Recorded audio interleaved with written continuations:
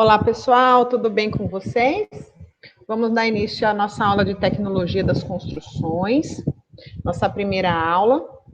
Eu vou começar fazendo uma breve revisão de tudo que nós vimos na etapa presencial, ok? Então, nós temos ali os objetivos da nossa disciplina. Primeiramente, apresentar ao aluno os conceitos, os principais sistemas construtivos, as fases e vantagens dos processos construtivos, também a evolução dessas tecnologias e algumas atualidades.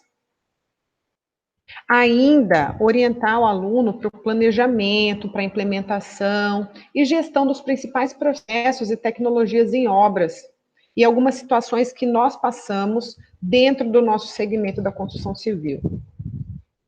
Bom, por definição, a tecnologia das construções é a combinação de insumos que são utilizados na materialização dos diversos elementos de construção de uma edificação.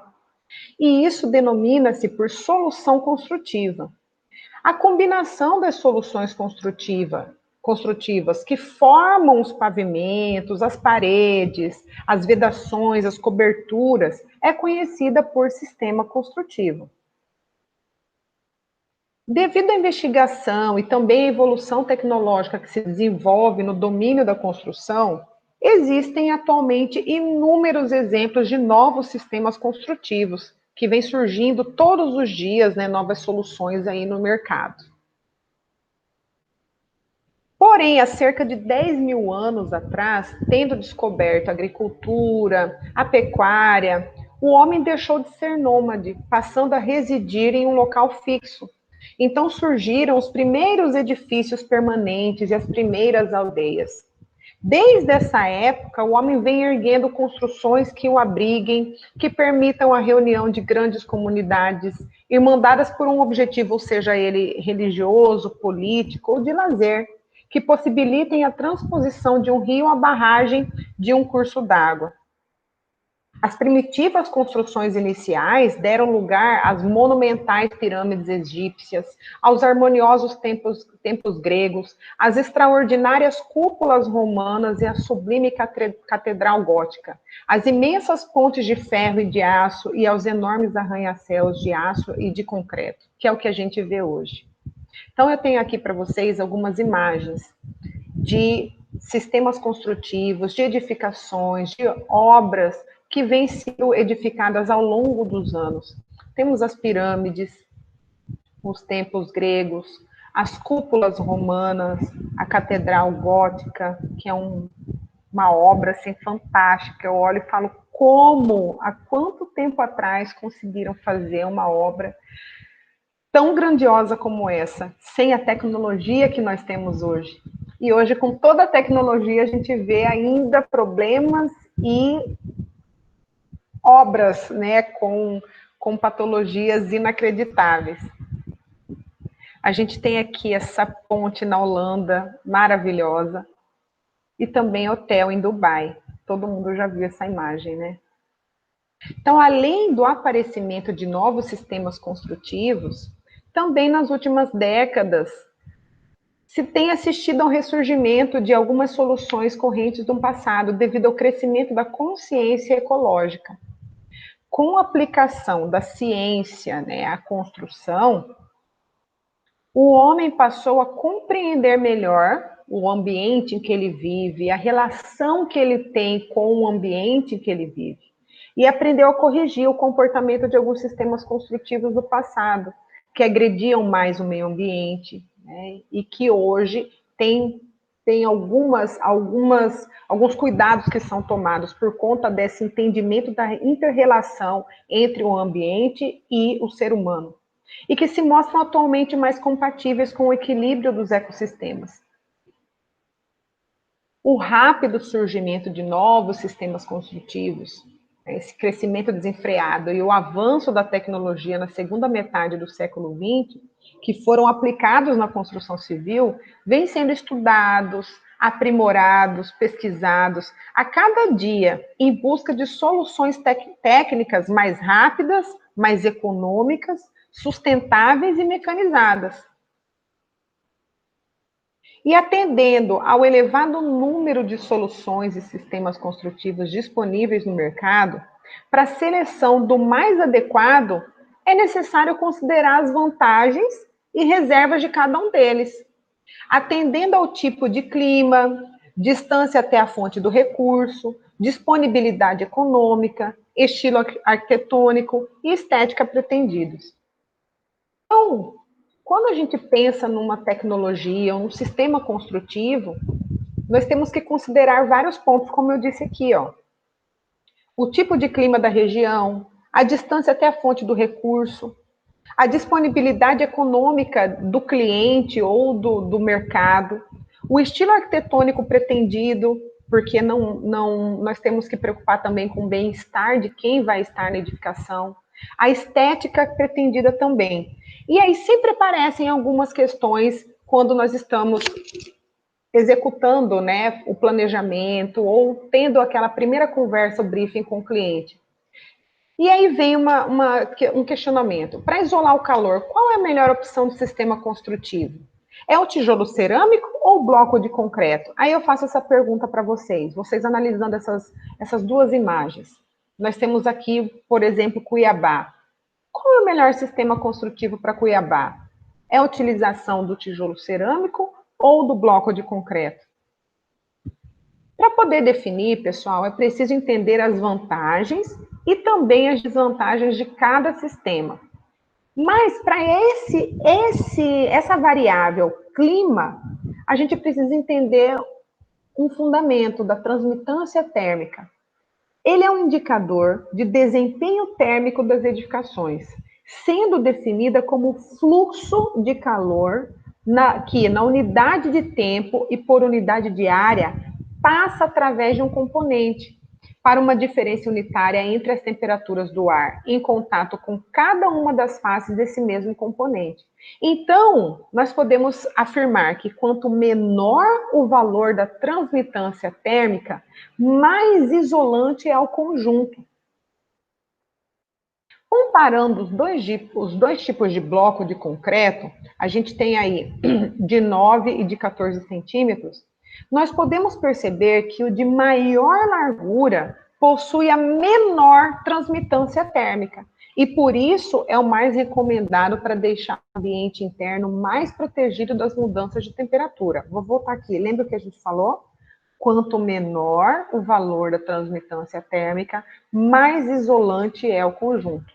E aqui, analisando dois tipos de bloco de concreto, o de 9 e o de 14 centímetros, foi identificado que o que tem a maior largura possui a menor transmitância térmica e, por isso, é mais recomendado para deixar o ambiente interno mais protegido das mudanças de temperatura. E melhor do que a argamassa de 2,5 centímetros é o uso de uma placa de gesso de 2 centímetros. Então, nós temos aí a imagem, o bloco de concreto, a argamassa de 2,5 centímetros, mais o revestimento da pintura, o revestimento interno e a argamassa de assentamento. Aí, quando ainda analisamos o bloco de concreto, nós vemos o seguinte, essa tabela, ela tem o bloco de concreto de 9 por 19, 39 centímetros, comparado ao bloco de 14 por 19 por 39 centímetros. Então, em cada linha a gente vem lá, ó, sem revestimento interno, a transmitância é 3 para o bloco de 9, para o bloco de 14 é 2,87. Passando gesso 2 centímetros, 2,97 e 2,86 para o bloco de 14, Utilizando uma argamassa de 2,5 centímetros, para o bloco de 9 é 2,78 e para o bloco de 14 é 2,69. E quando a gente usa uma placa de gesso de 2 centímetros ainda como revestimento, nós conseguimos diminuir essa transmitância de 2,72 para o bloco de 9 para 2,64 para o bloco de 14. Então, como nós já falamos, o bloco de 14 tem a menor transmitância e essa transmitância vai caindo quanto maior é o nó, quanto mais revestimento, né, nós utilizamos aí, no caso, com maior eficiência para o gesso, uma placa de 2 centímetros, onde nós chegamos a 2,64 de transmitância. Agora, a gente faz a mesma análise para um bloco cerâmico. Então, também comparando os blocos de 9 centímetros e de 14 centímetros, mas agora cerâmicos, nós podemos perceber que o de 14 é melhor para isolar termicamente o ambiente, por ser mais largo. E que o uso de uma placa de gesso, assim como nós falamos para o bloco de concreto, ou seja, a placa de gesso de 2 centímetros, é a melhor solução quando comparada com a aplicação de uma fina camada de gesso ou mesmo argamassa. Então, nós podemos ver a imagem, o bloco cerâmico, a argamassa de 2,5 centímetros, a pintura externa, a argamassa de assentamento de 1,5 centímetros interna e o revestimento interno. Quando nós fazemos a análise de uma planilha similar ao que nós fizemos para o bloco de concreto, nós também temos a comparação do bloco de 9 e o bloco de 14. Com o revestimento, sem o revestimento interno, nós temos uma transmitância para o bloco de 9 de 2,61. Só pelo fato de ter 14 centímetros, a segunda coluna, nós temos aí uma redução da transmitância para 1,96. Fazendo um revestimento com gesso de 0,2 centímetros, nós temos para o bloco de 9, 2,59 e 1,85 para o bloco de 14.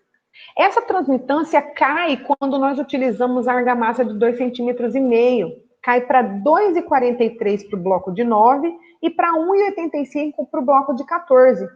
Quando nós utilizamos uma placa de gesso de 2 centímetros, assim como nós fizemos no bloco de concreto, utilizando essa placa de gesso de 2 centímetros para o bloco cerâmico de 9, nós temos uma redução para 2,37 de transmitância. E, utilizando a mesma placa de 2 centímetros num bloco de 14, nós temos 1,74 de transmitância. Ou seja, o bloco de 14 tem uma largura maior e tem uma transmitância menor à medida que eu for implementando alguns sistemas para redução da transmitância. Então, para isolar o calor, qual a melhor solução de sistema construtivo? Tijolo cerâmico ou bloco de concreto? Então, se nós queremos um ambiente com menos trocas de calor entre as suas superfícies, devemos optar por blocos cerâmicos. Então, essas são as variáveis, essas são as questões, são todas as análises, um dos fatores que nós temos que considerar nas análises da escolha do sistema construtivo. Então, nós temos aqui inúmeros sistemas que eu trouxe para vocês, e nós temos outros que eu não tenho fotos aqui, mas, por exemplo, nós temos aqui uma casa em adobe, nós temos uma casa edificada em pedra, alvenaria de pedra, casa de madeira, e a terceira foto, uma casa em alvenaria, uma casa em placas de concreto moldadas em loco, e também até, por que não, casas com vedação em isopor, que é o que tem sido utilizado hoje. Casa com estrutura metálica e vedação em vidro, nós temos também alvenaria estrutural. Essa terceira foto desse outro slide é um tijolo ecológico. Temos também casas edificadas em container, um sistema construtivo em container. Casas em PVC, placa de PVC, placas termoacústicas. Então, na escolha do sistema construtivo, nós temos que combinar todos esses fatores. Então, são consideradas essas variáveis e a influência que cada uma delas vai ter no bem-estar do usuário, que é essa inter-relação do usuário com o ambiente.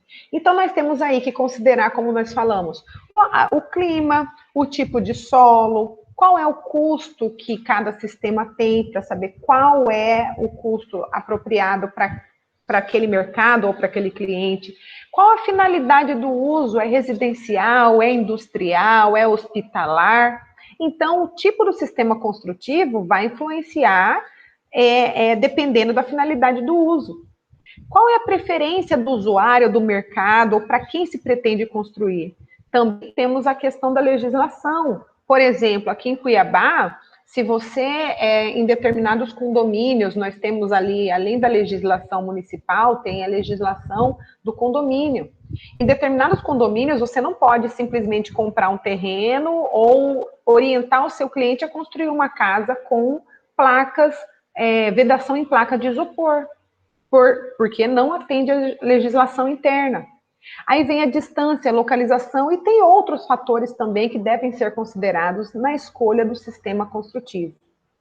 Então, pessoal, nós vamos fazer um exercício, eu vou deixar para vocês um exercício que deve ser elaborado. Esse exercício vai ser elaborado e qualquer dúvida que vocês tiverem, vocês podem entrar em contato comigo, podem mandar uma mensagem no grupo do WhatsApp ou me ligar, tá bom? Um abraço para vocês, até a próxima aula.